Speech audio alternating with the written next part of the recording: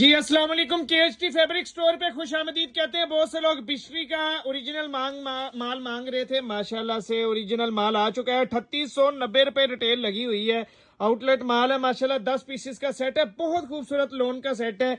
ये सारा कुछ ऊपर लिखा हुआ है, ये चेक कर लें कि इसका वॉइल का दुपट्टा है माशाल्लाह से। लोन की शर्ट है और डाइट कैमरिक ट्राउजर है माशाल्लाह। बहुत जबरदस्त है। कलर 10 देख लें, एक से एक खूबसूरत कलर है इसके अंदर। बहुत ही डिसेंट से भी कलर इसके अंदर है और बहुत जो है ना जबरदस्त हिट कोड है ये जो मैं आपको चेक करवा रहा हूँ। बिस्ट्री का न्यू ही निकला है तो मैं ले आया हूँ आप लोगों के लिए।